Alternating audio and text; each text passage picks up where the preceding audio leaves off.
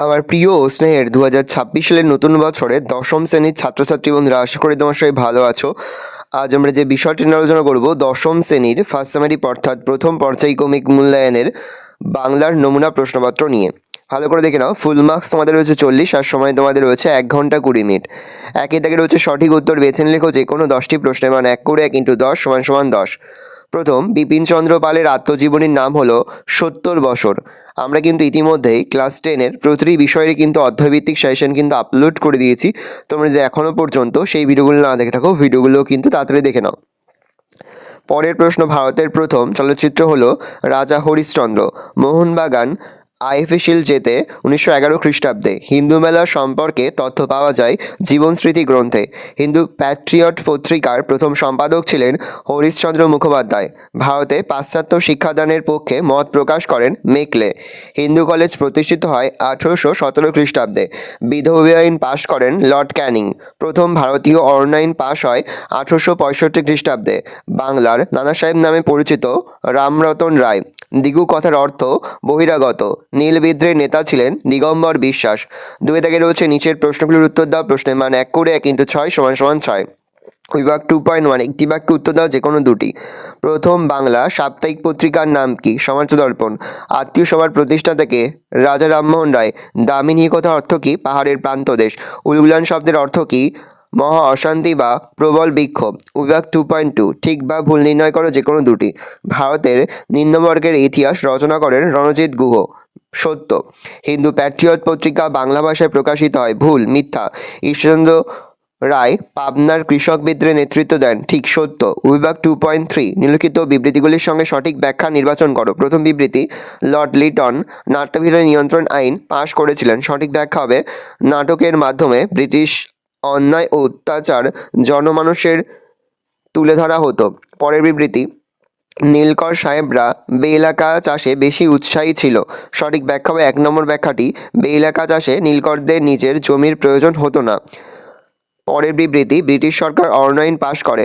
ব্যাখ্যা হবে 3 নম্বর ব্যাখ্যা, অরণ্য আইনের উদ্দেশ্য ছিল অরণ্য সম্পদের উপর থেকে আদিবাসীদের অধিকার কেড়ে নেওয়া।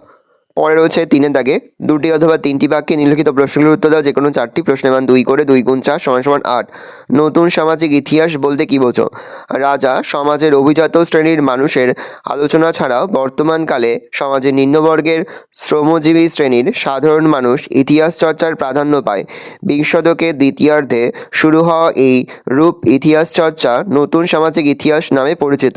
স্থানীয় ইতিহাস চর্চার গুরুত্ব কী? স্থানীয় ইতিহাস চর্চার বিশেষ গুরুত্বপূর্ণ কারণ 1, এর দ্বারা স্থানীয় অঞ্চলে সমাজ, অর্থনীতি, শিল্পকলা সম্পর্কে সুস্পষ্ট ধারণা পাওয়া যায় এবং স্থানীয় ইতিহাস জাতীয় ইতিহাসের উপাদান হিসাবে কাজ করে। মেকলে মিনিট কি? জনশিক্ষা কমিটির সভাপতি টমাস ব্যাবিংটন মেকলে 1835 খ্রিস্টাব্দে 2রা ফেব্রুয়ারি ভারতে পাশ্চাত্য শিক্ষা বিস্তারের দাবিতে শিক্ষা সংক্রান্ত যে প্রস্তাব বড়লাট লর্ড বেন্টিংয়ের কাছে পেশ করেন তা মেকলে মিনিট নামে পরিচিত। তিনি এই মিনিটে প্রাচ্য শিক্ষা ব্যবস্থাকে হেয় করে পাশ্চাত্য শিক্ষা প্রবর্তনের কথা বলেন। শ্রীরামপুর ত্রয়ী কাদের বলা হয়? উইলিয়াম কেরি, উইলিয়াম মোয়ার্স ম্যাটসম্যান নামক 3 খ্রিস্টান মিশনারিকে একত্রে শ্রীরামপুর ত্রয়ী বলা হয়। শ্রীরামপুরে তাদের কর্মক্ষেত্র, তাই এই নামকরণ। মুন্ডা বিদ্রোহের 2টি কারণ লেখো। মুন্ডা সমাজে যে খুঁতকাটি প্রথার প্রচলন ছিল, সরকার তার পরিবর্তন ঘটিয়ে জমিদারি ব্যবস্থার প্রচলন করলে তারা বিদ্রোহী হয়। এছাড়া বহিরাগত মহাজন দিকুদের অত্যাচার ও শোষণ মুন্ডা বিদ্রোহের ক্ষেত্রে প্রস্তুত করেছিল। পাবনা বিদ্রোহের প্রধান কারণ কী ছিল? পাবনা বিদ্রোহের প্রধান কারণ ছিল 1, কৃষকদের ওপর অতিরিক্ত রাজস্ব বৃদ্ধি। 2, রাজস্ব আদায়ের নামে প্রদের ওপর অত্যাচার। 3, কৃষকদের মিথ্যা মামলায় জড়িয়ে ফেলা। পরে হচ্ছে 4 দাগে 7 বা 8টি বাক্যে নিম্নলিখিত প্রশ্নগুলো উত্তর দাও যে কোনো দুটি। প্রশ্নের মান 4 করে 4 × 2 = 8। প্রথম প্রশ্ন খুবই গুরুত্বপূর্ণ। স্বর্ণাদেবী চৌধুরানীর আত্মজীবনী জীবনের ঝরাপাতা খণ্ডটি ইতিহাস চর্চায় গুরুত্বপূর্ণ কেন? উত্তর লিখবে, স্বর্ণাদেবী চৌধুরানী ছিলেন কবিগুরু রবীন্দ্রনাথ ঠাকুরের বড়দিদি স্বর্ণকুমারী দেবীর কন্যা। তিনি ছিলেন একধারে কবি, সাহিত্যিক, শিক্ষাবিদ, রাজনীতিক, বহুমুখী প্রতিভার অধিকারী। স্বর্ণাদেবী আত্মজীবনীর নাম হলো জীবনের ঝরা পাতা। এই আত্মজীবনী ইতিহাসের উপাদান হিসাবে বিশেষ গুরুত্বপূর্ণ। সামাজিক ইতিহাসের উপাদান। জীবনের ঝরা পাতা আত্মজীবনীতে সামাজিক ইতিহাসের প্রচুর উপাদান রয়েছে। এই গ্রন্থে একদিকে যেমন একজন মেয়ের বড় হয়ে ওঠার কাহিনী, তেমনি সেই সময়ে সমাজের নানান খণ্ডচিত্র সুপরিস্ফুট। এই গ্রন্থ থেকে অভিজাত পরিবারের কায়দা কানুন, দাইমা দিয়ে সন্তান পালন, গৃহশিক্ষক প্রথা প্রভৃতি নানা গুরুত্বপূর্ণ তথ্য পাওয়া যায়। নেক্সট, সাংস্কৃতিক ইতিহাস। গ্রন্থটি থেকে সমকালীন ইতিহাস, সঙ্গীতের ইতিহাস, নারী শিক্ষার নানান দিক জানা যায়। এই গ্রন্থটি ছিল ঊনবিংশ শতকের দ্বিতীয়ার্ধে বাংলাদেশের নারী সমাজের ইতিহাসের একটি গুরুত্বপূর্ণ দলিল। রাজনৈতিক ইতিহাসের উপাদান। গ্রন্থটিতে প্রসঙ্গক্রমে স্বাধীনতা আন্দোলনের নানা তথ্য উঠে এসেছে। অগ্নিযুগের অগ্নিকন্যা সরলাদেবীর ওপর গান্ধীর প্রীতির সম্পর্ক সুবেদিত হলেও তিনি গান্ধীজির অহিংস নীতি পরিত্যাগ করে বিপ্লবী জাতীয়তাবাদের সমর্থন হয়ে ওঠেন। তার আত্মজীবনী থেকে জানা যায় যে মহারাষ্ট্রে যখন শিবাজি উৎসব জাতীয় আন্দোলনের রূপ নিয়েছিল তখন কলকাতায় তিনি প্রতাপাদিত্য উৎসব পালন করেন। এছাড়া তিনি বীরাষ্টমী ব্রতও পালন করেন।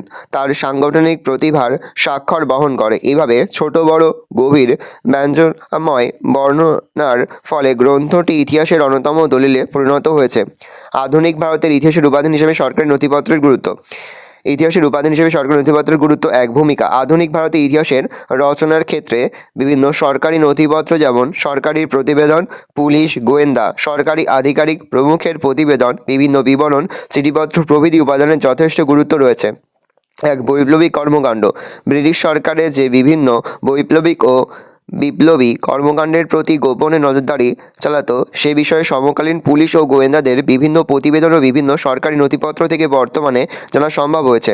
2, কমিশনের রিপোর্ট। সরকার কর্তৃক নিযুক্ত বিভিন্ন কমিশনের রিপোর্ট থেকে সমকালীন বিভিন্ন বিষয়ের গুরুত্বপূর্ণ ঐতিহাসিক তথ্যাদি পাওয়া যায়। যেমন নীল কমিশনের রিপোর্ট থেকে বাংলা চাষিদের উপর নীলকরদের অত্যাচার, হান্টার কমিশনের রিপোর্ট থেকে সমকালীন শিক্ষা ব্যবস্থা সম্পর্কিত বিভিন্ন তথ্য জানা যায়। নেক্সট, আন্দোলনের দমন নীতি। ব্রিটিশ সরকার কিভাবে জাতীয়তাবাদের রাজনৈতিক আন্দোলনগুলি দুর্বল বা দমন করার চেষ্টা চালাতো সে বিষয়ে বিভিন্ন সরকারি নথিপত্র বিশেষ করে সরকারের বিভিন্ন আধিকারিকদের চিঠিপত্র থেকে জানা যায়। যেমন সরকার গোপনে কংগ্রেসকে দুর্বল করার চেষ্টা চালিয়েছিল, বাঙালি রাজনৈতিক ঐক্য ধ্বংস করার উদ্দেশ্যে কার্জন বঙ্গভঙ্গ করেছিলেন প্রভৃতি তথ্যাদি সরকারি চিঠিপত্র থেকে জানা যায়। 4, ভারতীয়দের সংস্কার। সমকালীন ভারতীয়দের বিভিন্ন সংস্কারমূলক কার্যাবলীর প্রতি সরকারের মনোভাব মোটেই ভালো ছিল না।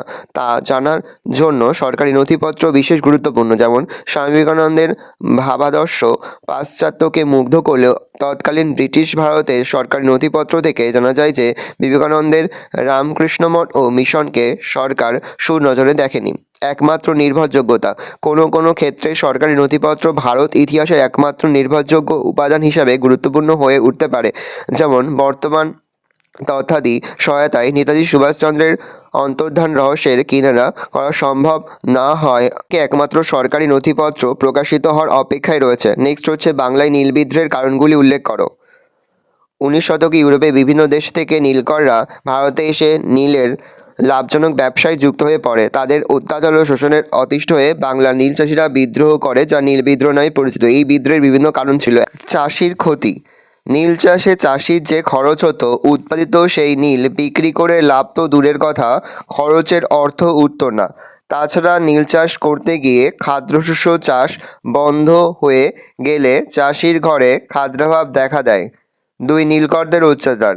নীলকর সাহেবরা চাষিদের জোর করে নীল চাষ করতে বাধ্য করত বা নীল চাষে বাধ্য করত। নীল চাষে রাজি না হলে চাষিকে নীলকুঠিতে আটকে রেখে তার উপর শারীরিক নির্যাতন চালানো হতো। বাড়ির মহিলাদের সম্মানহানি করা হতো, এমনকি চাষির ঘরবাড়িতে আগুন লাগিয়ে দেওয়া হতো। 3, দাদন প্রথা। নীলকররা চাষিকে বিঘা প্রতি 2 টাকা অগ্রিম দাদন দিয়ে চাষিকে ঋণের জালে জড়িয়ে ফেলত। কোনো চাষি একবার দাদন নিলে তা আর কখনোই পরিশোধ হতো না। আবার দাদন না নিলে চাষির গরু বাছুর নীলকুঠিতে নিয়ে আটকে রাখা হতো। 4, পঞ্চম আইন। সরকার 1830 খ্রিস্টাব্দে পঞ্চম ও সপ্তম আইন পাশ করে জানায় যে কোনো চাষি দাদন নিয়ে নীল চাষ না করলে তা অপরাধ বলে গণ্য হবে এবং চাষির কারাদণ্ড হবে। সরকার 11 আইন পাশ করে জানায় যে যেসব চাষি নীলকরদের কাছ থেকে দাদন নিয়েছে তারা নীল চাষ না করলে তাদের বিঘা প্রতি 10 টাকা ক্ষতিপূরণ দিতে হবে এবং তাদের 3 মাসের কারাদণ্ড হবে। 5, দস্তুরি প্রথা। নীলকরদের কর্মচারীরা নীল চাষিদের কাছ থেকে জোর করে দস্তুরি বা ঘুষ আদায় করত, ফলে চাষিদের আর্থিক দুর্দশা ক্রমশ বাড়তে থাকে। ছয়, শাসকদের অবিচার। উত্তেজিত নীলচাষী নীলকরদের বিরুদ্ধে অভিযোগ জানিয়ে কখনো ন্যায় বিচার পেতেন না। নেক্সট কোশ্চেন, নারী শিক্ষা প্রসারে ঈশ্বরচন্দ্র বিদ্যাসাগরের কী ভূমিকা? পয়েন্ট করবে ভূমিকা। 19 শতকের সূচনালগ্ন পর্যন্ত বিভিন্ন সামাজিক বিধিনিষেধের ফলে বাংলায় নারী শিক্ষার বিশেষ প্রসার ঘটে।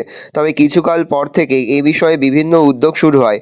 নারী শিক্ষার প্রসারে ভারতীয়দের মধ্যে সর্বপ্রথম ব্যাপক গুরুত্বপূর্ণ উদ্যোগ নিয়েছিলেন ঈশ্বরচন্দ্র বিদ্যাসাগর। এক বিদ্যাসাগরের উপলব্ধি। ঈশ্বরচন্দ্র বিদ্যাসাগর উপলব্ধি করেন যে নারী জাতির উন্নতি না ঘটলে বাংলার সমাজ ও সংস্কৃতির প্রকৃত উন্নতি সম্ভব নয়। এজন্য তাদের মধ্যে শিক্ষার ব্যাপক প্রসার ঘটানো দরকার। 2, প্রাথমিক উদ্যোগ। মেয়েদের জন্য স্কুল প্রতিষ্ঠায় বিদ্যাসাগরের প্রথম গুরুত্বপূর্ণ উদ্যোগ ছিল ড্রিঙ্ক ওয়াটার ব্রিটেনের সঙ্গে যৌথভাবে কলকাতায় 1849 খ্রিস্টাব্দে হিন্দু বালিকা বিদ্যালয় প্রতিষ্ঠা। বিদ্যাসাগর 1857 খ্রিস্টাব্দে বর্ধমান জেলায় মেয়েদের জন্য একটি বিদ্যালয় প্রতিষ্ঠা করেন। 3, চূড়ান্ত উদ্যোগ। গ্রামাঞ্চলে নারীদের মধ্যে শিক্ষার প্রসারেও বিদ্যাসাগর গুরুত্বপূর্ণ ভূমিকা নেয়। এই উদ্দেশ্যে তিনি বাংলার বিভিন্ন জেলায় স্ত্রী শিক্ষা বিধায়িনী সম্মিলনী প্রতিষ্ঠা করেন। তিনি ব্যক্তিগত উদ্যোগ নিয়ে 1858 খ্রিস্টাব্দের মধ্যে নদিয়া, বর্ধমান, হুগলি ও মেদিনীপুর জেলায় 35টি বালিকা বিদ্যালয় প্রতিষ্ঠা করেন। এগুলিতে 13,000 ছাত্রী পড়াশোনা করত। তার ব্যক্তিগত ব্যয়ে বিদ্যালয়গুলি চলত। 4, পরবর্তী উদ্যোগ। বিদ্যালয় পরবর্তীকালে বিভিন্ন স্থানে আরও কয়েকটি বালিকা বিদ্যালয় প্রতিষ্ঠা করেন। মা ভগবতী দেবীর স্মৃতিতে বিদ্যাসাগর 1890 খ্রিস্টাব্দে নিজ গ্রামে বীর সিংহের ভগবতী বিদ্যালয় প্রতিষ্ঠা করেন। 5 দাগে রয়েছে 15 বা 16টি বাক্যে যে কোনো একটি প্রশ্নের মান রয়েছে 8। ইতিহাসের উপাদান হিসাবে সরকারি নথিপত্রের গুরুত্ব আলোচনা করো। আধুনিককালে ইতিহাসের নানা উপাদানের মধ্যে সরকারি নথিপত্র একটি উল্লেখযোগ্য উপাদান। সরকারি নথিপত্রগুলিকে কয়েকটি ভাগে ভাগ করা হয়, যথা চিঠিপত্র, সরকারি আধিকারিকদের প্রতিবেদন, পুলিশ ও গোয়েন্দাদের রিপোর্ট, বিভিন্ন ঘটনার বিবরণ ইত্যাদি। এই সরকারি নথিপত্রগুলি জাতীয় হাফেজখানা ও জাতীয় লাইব্রেরি প্রভৃতিতে সংরক্ষিত হতো। উপাদান হিসাবে গুরুত্ব। সরকারি নথিপত্রগুলি ইতিহাসের বহু অজানা তথ্য উন্মোচিত করে। এই নথিপত্রের গুরুত্ব অপরিসীম। 1 দিয়ে পয়েন্ট করে তথ্যের নির্ভরতা। 2 দিয়ে পয়েন্ট করবে গোপন তথ্যের আধার। 3 দিয়ে পয়েন্ট করবে সরকারি দৃষ্টিভঙ্গি। 4 দিয়ে পয়েন্ট করবে সরকারি কর্মকাণ্ড। শেষ পয়েন্ট করবে মূল্যায়ন। নেক্সট কোশ্চেন, পাশ্চাত্য শিক্ষা বিস্তারে রাজা রামমোহন রায়ের ভূমিকা আলোচনা করো। দেখে নাও, অ্যাসেস কল ডাউন করছি, তোমরা কিন্তু অবশ্যই ভিডিওটি থামিয়ে বা স্ক্রিনশট নিয়ে কিন্তু তোমাদের খাতাতে উত্তরটা নোট ডাউন করে নেবে। পয়েন্ট করবে বিদ্যালয় স্থাপন। তারপরের পয়েন্ট করবে হিন্দু কলেজ প্রতিষ্ঠা। তারপরের পয়েন্ট করবে বেদান্ত কলেজ প্রতিষ্ঠা। তারপরের পয়েন্ট করবে সরকারকে আবেদন। তারপরের পয়েন্ট করবে পাশ্চাত্য শিক্ষার পক্ষে প্রচার। নেক্সট কোশ্চেন, সাঁওতাল বিদ্রোহের কারণ কী ছিল? 1 দিয়ে পয়েন্ট করবে খাজানা ধার্য। 2 দিয়ে পয়েন্ট করবে নগদে খাজানা ও উপশুল্ক আদায়। 3 দিয়ে চিরাচরিত প্রথায় আঘাত। 4 দিয়ে মধ্যস্বত্বভোগীদের অত্যাচার। 5, বলপূর্বক ধর্মান্তরকরণ। ভালো করে দেখে নাও, এই রয়েছে টোটাল তোমাদের ফার্স্ট সামারি অর্থাৎ প্রথম পর্যায়ক্রমিক মূল্যায়নের ক্লাস 10-এর ইতিহাসের প্রশ্নপত্র। ভালো করে প্রশ্নপত্রটা দেখে নাও। আশা করি ভিডিওটা ভালো লেগেছে। ভিডিওটা ভালো লাগলে ভিডিওকে লাইক করতে ভুলবেন না। আমার নতুন হওয়া লাল যে সাবস্ক্রাইব বাটন প্রেস করে পাশে বেল আইকনটা প্রেস করে যেন নতুন কোনো ভিডিও আপলোড করি সবার ফার্স্ট নোটিফিকেশন পেয়ে যাও। আর এই ভিডিওটি তোমার বন্ধু বান্ধবী আত্মীয়স্বজন সবার মধ্যে কিন্তু অনেক শেয়ার করে দিলে বছর ক্লাস 10-এ পড়ছে। এই প্রশ্নপত্রের সম্পূর্ণ পিডিএফ ফাইল কিন্তু আমাদের যে ফেসবুক পেজ রয়েছে এডুকেশন ফ্যামিলি, সেখানে কিন্তু আমরা আপলোড করে দিয়েছি। ডেসক্রিপশনে কিন্তু লিঙ্ক রয়েছে, লিঙ্কে ক্লিক করলে কিন্তু সরাসরি আমাদের পেজ চলে যাবে। সেখান থেকে তোমরা কিন্তু পিডিএফ ফাইলটা খুব সহজেই সংগ্রহ করে নিতে পারবে। আর আমরা কিন্তু ইতিমধ্যে 10ম শ্রেণীর প্রতিটি বিষয়েরই কিন্তু অধ্যায়ভিত্তিক সাজেশন নমুনা প্রশ্নপত্র কিন্তু আপলোড করে দিয়েছি। তোমরা এখনও পর্যন্ত সেই ভিডিওগুলো না দেখে থাকো, ভিডিওগুলো কিন্তু তাড়াতাড়ি দেখে নাও। কোনো প্রশ্নের উত্তর লিখতে বা বুঝতে কোনো রকম অসুবিধা হয় তাহলে কিন্তু নির্দ্বিধায় কমেন্ট সেকশনে কমেন্ট করে জানাতে একদমই ভুলবে না। ভালো করে দেখে নাও।